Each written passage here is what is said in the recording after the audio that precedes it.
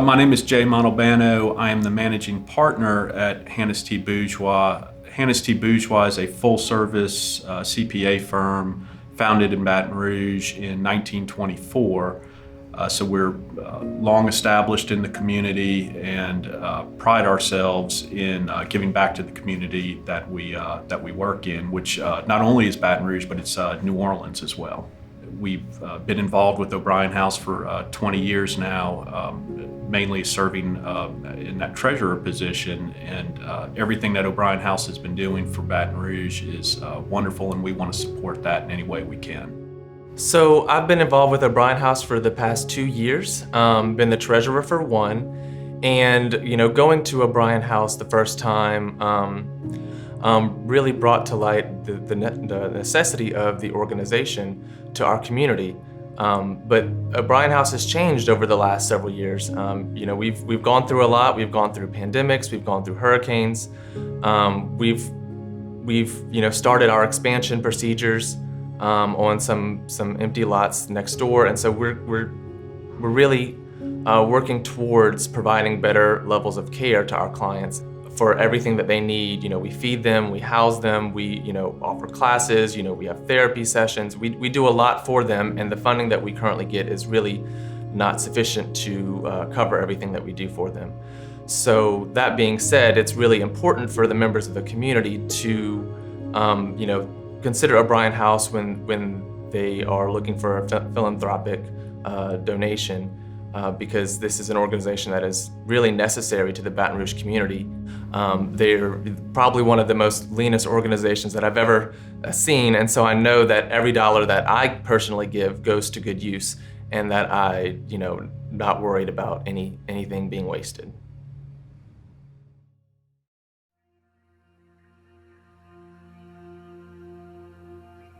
I am a man in recovery, and this is my story. But it isn't my story alone. I'm not going to lie, it's not easy. There are a lot of disagreeable facets of this life in the time of pandemic. I've heard I should practice acceptance and gratitude, that I should let go and let God. But I thought I had the right to expect something, anything, to go according to plan. Nothing, just nothing is easy anymore. I never learned how to drink right. From my first test to my last, I thought I was supposed to slam it down my throat like a man. I had a few affairs with wine and gin, but beer and bourbon with my mates. First they were fun, then they were a habit. In time, I depended on them so much, I couldn't live without them. So I thought I was crazy before I realized I was killing myself. And finally I figured that I was supposed to kill myself. Even if I had known there was a way out, I wouldn't have asked for help one day sooner. I had to try every other option before I could consider quitting. I knew quitting would change my whole life, and a few pitiful parts were pretty special to me. But that one day, I couldn't not ask for help. A man came to take me to a meeting. He told me what to expect, but it didn't make any sense, and what I heard sure didn't stick. What I saw left a permanent impression. There was a room in a church and a small crowd of men and women who must have come from different planets. They said they were alcoholics, and they were happy in their own skin. They and countless others, rooms full, told me how to live one day at a time without liquor. They showed me how. They gave me friendship and hope. I kept coming back until I knew for sure that I would keep coming back forever. Life was good. Fast forward to the pandemic. COVID-19 is usually all caps, but pandemic should be italicized, bold, underlined, and red, dripping tears. Nobody has seen anything like this before, except that the deniers make us alcoholics look like chronic confession makers by comparison. Suddenly, over the span of about 3 weeks, my life, my circle of friends in recovery dissolved. First, you didn't shake hands. Then you strapped on a mask. Then nobody showed up. Whoa. What happened to the fellowship? Where did all my fellow shipwreck survivors swim off to? Who was there for my newcomer, for the alcoholic still suffering? Was I supposed to hold my breath for a year until the damn virus went away? AA meetings aren't just about not drinking. AA meetings are a time for camaraderie and contemplation, prayer and meditation, questions and coffee. AA meetings are about applying principles that help me live life better. They are also about service work, carrying the message, feeling needed, and being heard when I need that too. And then there was Zoom. in an act of adaptation, if not choice. Countless channels of the internet suddenly featured online AA meetings moderated by shrewdly tech-savvy AA members. It did not feel safe. First, I had to overcome my reluctance to sit at a telephone and listen to a meeting on the phone. I felt blind. I couldn't see the expressions. I didn't catch the cues. So I broke down and ordered a webcam. Like everything else in America, it was back ordered. That was a good reason to skip meetings for a week. Any reason to skip a meeting is a reason to slip.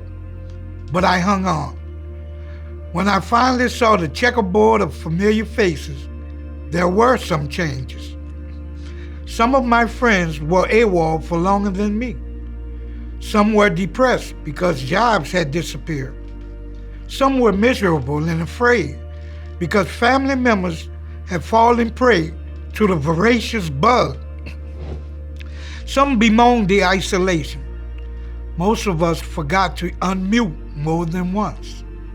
But this is what really angers me. Sobriety is not a product for the home delivery economy. I can't order it online, find it at my door the next day. I can't get it by myself. There's no truck driver who knows my address. There is no last mile in the supply chain of experience, strength, and hope. I wonder if diseases make alliances. I remember how I drank after hurricanes and floods. What damage would my alcoholism wreak if it could hook up with the virus? I'm pretty sure I'd feel invincible for a while, but it would get grim fast. I like to think this would be over soon, but I have to remember that, like everything else, this too shall pass. It's one day at a time. It's reliance on my higher power, not defiance of the odds that will carry me forward. I'd rather be in my comfortable old routine. Maybe I need this to break from the mold of complacency.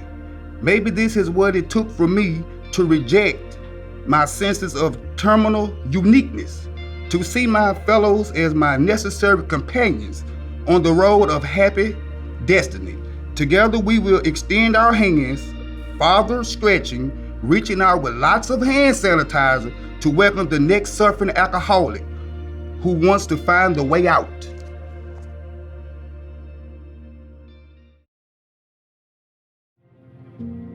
My name is Ronald Daniels. I came to the O'Brien House on April 19, 2018. I graduated the client program, and I've been here right now, gone on 29 months, and I don't want to leave. This is a place that I would love to stay as long as they let me. What I'm doing right now is furthering my recovery by staying here. You know, without the O'Brien House, I don't know where I would be right now. I have a future. You know, my future is to stay clean and become a more productive citizen into society these days. I get to vote for the first time in 56 years. I'm 56 years old, and I get to vote for the first time this year. The O'Brien House made me a man again because my family, I got my kids back in my life. I got my family back in my life. I can call and say, hey, come get me. I'm not ashamed of being here, you know. Right now, I look like I got a big S on my chest because it's like a Superman because of the O'Brien House and what they taught me here. If you do what they ask you to do over here at the O'Brien House, you could become a better person. For me to continue on the road that I'm on, I just hope O'Brien House just keep me here as long as I can stay. You know, because without the O'Brien House, I don't think I'll be clean and sober this long. My name is Roger Miller, and I am a supporter of the O'Brien House. And today I have the great privilege and honor to talk about another couple who are also contributors to the O'Brien House, Joel and Karen Sanders. When I think of Joel and Karen, I think of Matthew 6:33. Seek ye first the kingdom of God and his righteousness, and all these things will be added to you. As a couple, that's how they live their life. They look to serve others. On October 22nd, 2015, Debbie and I lost our youngest son, Micah Miller, to drugs. He overdosed on heroin. And in our grief, our family and all of our friends showed up at our door to help carry the burden that we had. One of those was Joel, who showed up at our door with a pot of gumbo. And being from South Louisiana, as you know, anybody that shows up in your doorstep with a pot of gumbo is a friendship in the making. So from there, as I got to know Joel in particular a little bit more, I shared with him that in our act of grieving, Debbie and I decided to become supporters of the O'Brien House. Joel became interested in that. And from there, Karen and Joel do what they do, and that is they found ways to serve. I know they kicked off the funding for the repair of the roof, which was sorely needed. When we've come down here on occasion and cooked breakfast on a Sunday morning, they've been here to help us cook breakfast. And that is just the way they live their life. They're looking to serve others. Knowing Joel and Karen the way I do, they do not like to be recognized for their acts of service. They do this for the glory of Jesus Christ, because that's what he called us all to do, and they're satisfied with that. On this day, however, I think it's appropriate, and I have the honor and privilege of being able to recognize Joel and Karen Sanders for their contribution to the O'Brien House. So on behalf of the O'Brien House, Joel and Karen, I just want to say thank you for being the servants of Christ, for showing others his grace, and for supporting the ministry and the mission of the O'Brien House.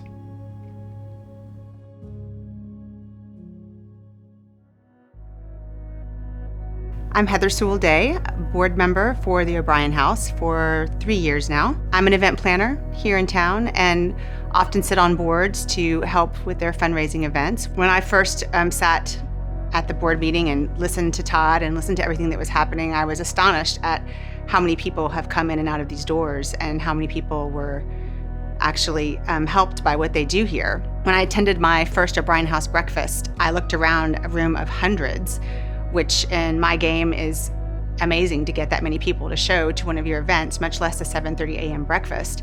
I think we all go from day to day and maybe don't realize how many of our workmates, colleagues, people we see at lunches and in the office are actually sober and have had quite a journey themselves. And it was actually chilling. I had goosebumps seeing all the people in that room. The love that they had for this institution and what it's done for them and the people that they love, I was in. So this year, unfortunately, we are not going to be able to have that in-person goosebump, tear-jerking breakfast that Amy has so eloquently put together for so many years for us. And I urge you to please remember and understand that these people are still among us. They still need help. They are still needing to find that meeting, even though they can't get out of their house because of COVID. I can only imagine the uptick in what has happened in our society because of COVID-19. We still need to keep the doors open here at O'Brien House. We need you to know that this could happen to anyone. This could happen to someone under your roof, and you'll need somewhere to turn, and they're here. They're always here, and we need to make sure that they stay here. So there's so many ways you can give, whether it's through PayPal, through the website, through Venmo. Write me a check. I'll make sure they get it, I promise. So please be generous, be kind, and open your hearts to the O'Brien House. Thank you. As Executive Director, thank you for watching these 3 episodes of the O'Brien House Virtual Annual Breakfast. Thank you to our Board of Directors, our essay writers, our friends, our sponsors, our staff, and volunteers for bringing this project to fruition. The O'Brien House Annual Breakfast is traditionally an opportunity for our entire community to have a view into the life of O'Brien House, a safe, home-like environment for alcoholics and addicts in recovery to practice relapse prevention and to gradually reintegrate into society as productive citizens. I hope these stories touched you, inspired you, and motivated you to give a hand, to reach out and help those still trying to find a way up and out from alcoholism and addiction. Thank you.